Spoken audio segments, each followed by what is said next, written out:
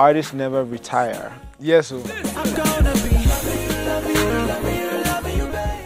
Hi guys, my name is Banky W and you are tuned into my exclusive interview on Hit TV. Let's go.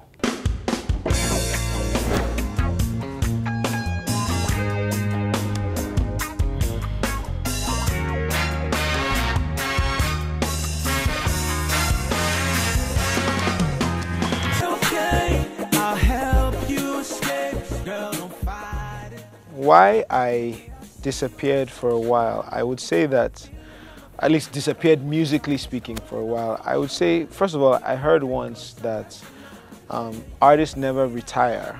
They just stop when they no longer have something to say.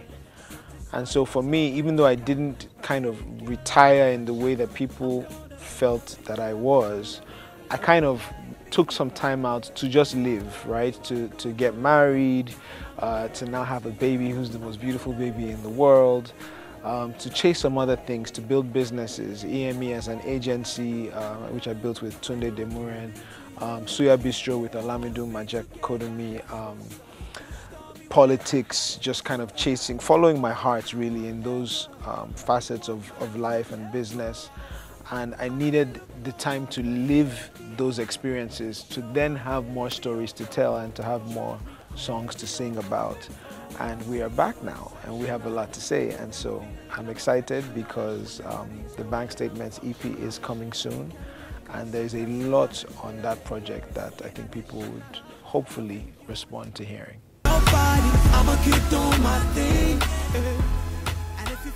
Oh man, fatherhood is, I don't even know how to explain it. It's the most amazing thing. It's my favorite job description right now. Our son, the boy is so fine. He resembles milk and honey in a human being. He's full of joy. He's full of life. And I know probably every parent probably feels their child is the most amazing thing ever, but my child is actually the most amazing. Isaiah Olusegun Wellington is everything we prayed for and more, and we're just so grateful to God for blessing us with him, for giving us the privilege of being his parents. And it's been an honor to watch him grow and to really carry the title of his father. Every morning I'm the first person that he sees. So before his mom or the nanny or anybody else, you know, I do the first duty of the day. When he wakes up, I'm the one that takes him out of bed. I clean his diapers, I feed him, I play with him. We have our father-son bonding moment, and it's really been amazing. And you know, not to go all preachy or whatever, but I think that I understand a bit more God's love for us as his children now that I have a child myself. It's really something special. Being a father is something special, and I wouldn't trade it for anything in the world. I'm so emotional, please. I need a minute. Okay, let's go. Thank you, 'cause you keep on blessing me. Keep on blessing me. Keep on blessing me. Fully, I am listen, loud and proud, a hands-on father. I change diapers, I feed, I burp, I play. You know, his first word was dada, which, you know, I take my props on that. Thank you very much. He's also said he's only 9.5 months, but I actually have a video of him saying hello, which is completely insane. I think I've watched it like 5,000 times. So the boy is pretty sharp, man, and you know, Susu and I are just blessed to have him, honestly. I wanna be exactly where you are. Yeah. The new single is called Jo, which for people who are not Yoruba, it means dance. The song was inspired by the first time my wife danced for me. You know, in that beautiful, intimate moment when she danced for me, I was thanking God because I knew that I had hit the jackpot. That's the truth. And I had always said that I would write a song, you know, kind of inspired by that experience. And that's really where the song came from. So it was written by myself and Metronomy, who is a brilliant artist and a brilliant writer. It was produced by Cobams, and anybody who remembers my musical history knows that Cobams and I have a bit of chemistry when it comes to making music. He's just really just an amazing producer, and so we combine again on this song. For the video, it's Susu and I, we do this really Latin-inspired choreographed dance. It It was choreographed by Bumi Olunloyo, who is an amazing choreographer who typically works in like the theater and play show circuits, but she did this with us. And really the inspiration for the video, if anybody's paying attention, if you actually go back and watch the Made For You video towards the end of that video when we go into the proposal scene, you see that the Made For You video, for instance, was the engagement video, and then we got engaged in real life, and then we got married in the movie. Well, now we're 4 years down the line. We've been married 4 years. Our wedding anniversary is actually the 25th of November. And what I wanted to do in the video was just to represent, how do I say this? Just the beauty that marriage could be and should be if you have God as your foundation. Your marriage can still be fun, it can still be sexy, it can still be a great time. I'm having literally the best years of my life right now. And I just feel like on music television, there's not a whole lot of that, right? So there are, hookups, there are breakups, there's even proposals. I mean, I've done, will you marry me type videos before, but there are not so many videos that celebrate marriage being fun and sexy and just having a great time. And it just feels like, these days, you only hear about the bad side of marriages. You hear about divorces, you hear about breakups or scandals or problems. And marriage has started to seem like something that's more to be endured rather than enjoyed. And I just wanted to represent something different. I wanted to do a video that, here we are 4 years into our marriage, but we still have date night. And we still, and in the video we're doing dinner and dancing. And we rented out this banquet hall and it's this elaborate dinner, but it's just a moment between a husband and a wife having the time of their lives, because I feel like it's important to be that light, to show people that, marriage doesn't need to be boring, it doesn't need to be rigid, it doesn't need to be painful. Yes, there are always difficult times in every relationship, but if you get the foundation right, which is God, then you can still have the time of your life. And that's really what the Joe video represents for us. So, there's actually a lot of synergy for those who are paying attention between the end of the Made For You video and the Joe video. So in that ending scene of Made For You, Susu's in a red dress, I'm in a black hat. In the Joe video, Susu's in a red dress, I'm in a black hat. There's a moment in the Made For You video where I'm kind of holding her hand and leading her to where I'm going to propose to her. At the start of the Joe video, I'm holding her hand and you see the little rock on her finger that took me a few months to pay for. It's very expensive, but we're able to pull it off. Thank you very much. So that's at the beginning of the video, and then you see the setting with with the candles and the lights and the flowers and all of that, and that's just saying that yes, we got engaged, we got married, here we are a few years down the line, and God has been so kind to us. Our relationship is stronger now than it's ever been. We've taken our lumps, we've had our rough times, but God has been good, and we're still going strong. And Joe is that. It's a celebration. It's for couples. It's for people who found somebody that they want to try and do life with, enjoy, dance, celebrate your love, celebrate yourselves, and that's what Joe is about. So I'm glad people are responding to it. I personally consider myself more of a teacher than a pastor, because I think teachers, the calling of being a teacher is a very important calling in ministry, and it's in scripture. My resistance to the pastor title is because I don't like being put in a box. And once you start teaching and preaching in church and doing ministry, people automatically want to put you in this box or this prison to say, oh, you're a pastor, this is what you can do, this is what you can't do, this is where you exist now.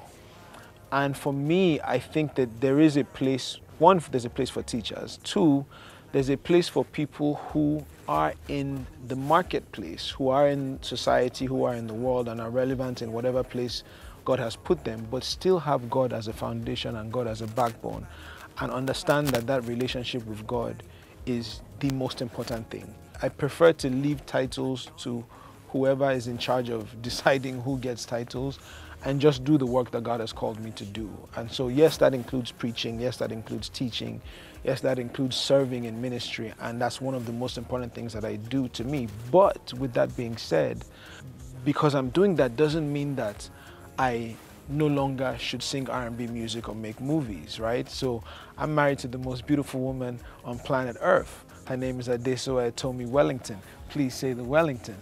And so will I now, at this point in my life, when I'm actually in love, when I'm actually experiencing love the way that God ordained it to be, is it now that I'll stop singing love songs? It's just about not being trapped in a box or a self-made prison or a prison of other people's expectations or limitations. And I think that's really more the point that I'm trying to make. But I'm still going to make music. And I'm going to make music for God, but I'm also going to make music for my girl or for my country or for my family or about business and finance and growth and everything. And I'm going to make films and I'm going to do business. I'm going to run Suya Bistro and EME with my partners. I'm going to keep speaking up about politics and keep trying to be involved in society and keep trying to live up to all the callings that I feel God has placed on my life and the burdens that His young Nigerians need. At this stage in my life, it's extremely important to me to live a life of impact and to live a life where I'm chasing the purpose for which God created me. That's what it's about for me now. It's about impact, it's about legacy, it's about what I leave behind. You know, I've had an interesting life, one in which I've had a few experiences that have really taught me not to take any moment for granted. For people that know me very well, they know that I've battled skin cancer 3 times. I've, had brushes with, being kidnapped by armed robbers. I've had car accidents that could have taken my life. I've had many opportunities for, my life to be cut short. But by the grace, the special grace and the mercy of God, I'm still here and I'm still standing. And I think what that does for me is it just puts everything in perspective, in the sense that we don't know how long we have on this earth. And if there's anything that COVID, the pandemic, this whole thing has taught all of us, it's exactly that we don't know how long we have. We pray and in Jesus' name we will live to see our children's children. But at the end of the day, every day is a gift. The present is a present. And how do you then maximize your time? How do you do everything that God has placed in your heart to do? And that's what informs the decisions that I make now. Whether it's in music, whether it's in film, whether it's in business, whether it's in politics, whether it's in church, I'm all about trying to figure out what is God's purpose for me, what is His calling for me at this time in this field, and how do I do that? Whether one will have to give way for another, I think that's a question that I think God really knows the answer to. For me, it's just about doing everything that my hands find to do and walking through whatever doors of opportunity God gives me. And as long as those doors remain open and that's where He leads me through, then I will continue to do that.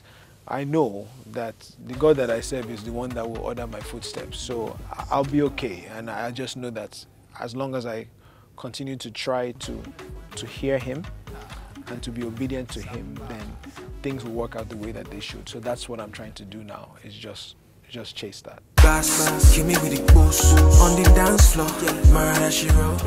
So when Tunde and I formed EME, which was way back, 2002, I think, 2002, 2003, in the dorm room of my university. At the time when we were trying to name the company, we called it Empire Mate Entertainment. Empire being the key word because we wanted to build an empire. Because the people that we looked up to, the Jay-Z's, the Diddy's, the Dr. Dre's, were all people who had taken music as a first step to open doors to be able to do so many other things. And so for me, that's really the way that I saw it. So music is my first love and will always be that. I'll always have a passion for it, and as long as God gives me the grace, I'll always be involved in music. But the intention was to build an empire. The intention was to do music, but not just my music, to help other people do their music. And then after that, to get into film. And after film, I'm in food now, and you know, I'm in leadership now, and I'm in church. I'm in so many other things. It's just, you know, using the platform or the door that God has opened for us to say, hey, what else can we do? One of the most inspirational lives that we've seen on this earth is that of Steve Jobs. And he said, stay hungry, stay foolish.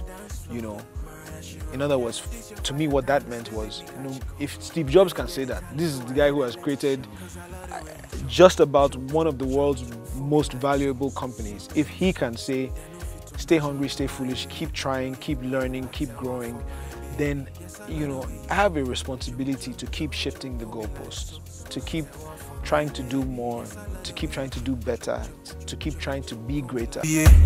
She know the hinder, the ginger. She got me tripping now. I don't think you can sing the kinds of songs that I sing if you don't have a passion for it.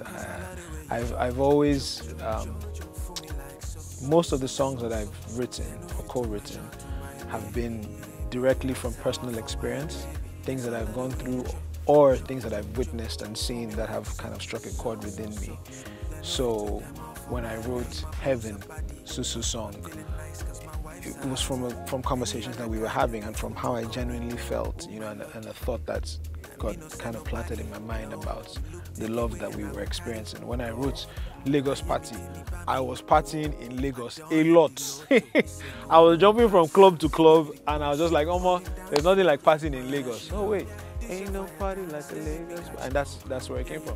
When I wrote Jassy, I was in Quillox at like 3-4 a.m. with Mastercraft and a few people, and the idea came, and you know, Mastercraft, myself, Niola, and the rest of the team who were there, we went to the studio and created it. So when I write a love song, I'm generally speaking, either falling in love or hoping to fall in love. Like, I know where I was at different points in my life when, you know, I felt that inspiration or that, inspiration to write the music that I've written or co-written.